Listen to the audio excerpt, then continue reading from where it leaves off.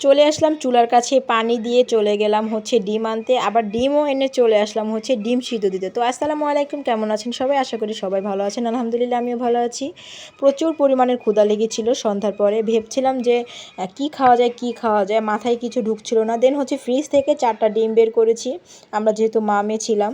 4টা ডিম বের করে তারপরে চলে গিয়েছিলাম আরেক চুলায় যেয়ে হচ্ছে একটু শুকনো মরিচ টেলে নিলাম এবং সাথে ছিল একটু পেঁয়াজ কাটা।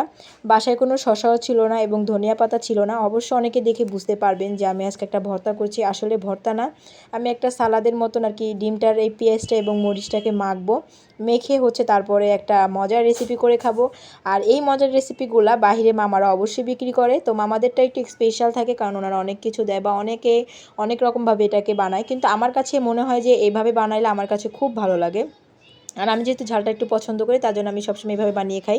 পেঁয়াজ মরিচ ভালো করে লাল টুকটুকে করে মেখে দেন হচ্ছে ভালোভাবে একদম কষলিয়ে নরম করে নিব।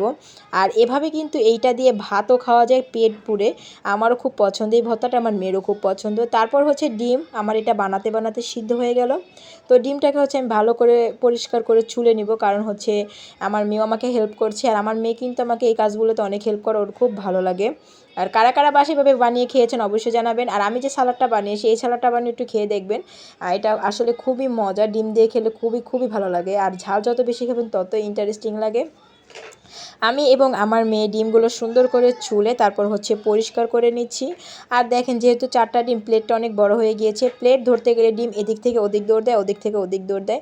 তারপর হচ্ছে আমি প্রত্যেকটা ডিমের মাঝখান থেকে একটু করে কেটে নিয়েছি। কেটে নিয়ে দেন হচ্ছে আমি ডিমটাকে সুন্দরভাবে যে সালাডটা বানিয়েছিলাম সেই সালাডটাকে ভরে নিব। তো আমি হচ্ছে ভালোভাবে বেশি বেশি করে নিচ্ছি, কারণ আমার মেয়ে আমি ঝাল খুবই পছন্দ করি। আর আমার হাজব্যান্ড বারবার বলছে যে এত ঝাল তোমরা কীভাবে খাবে। আমি বললাম ঝাল না হলে হয় নাকি। আর সন্ধ্যার পর যদি খালি পেটে খান তাহলে কিন্তু অবশ্যই বুক গলা জ্বলবে, কারণ হচ্ছে এটা গ্যাস্ট্রিকের প্রবলেমের কথা। আমার দেখেন এমনভাবে আমি কাটছি ডিমটা ফেটেই গিয়েছে একেবারে।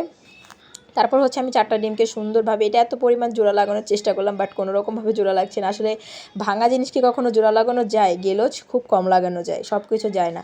দেন হচ্ছে আমি ডিমটাকে রেডি করে আপনার সাথে একটু শেয়ার করলাম। দেখেন এবার হচ্ছে আমার মেয়ে খাবে, আমার মেয়ে মুখে এক গাদা পাউডার দিয়ে দেন হচ্ছে ডিম খাচ্ছে আর আমাকে রিভিউ জানাচ্ছে কেমন হচ্ছে।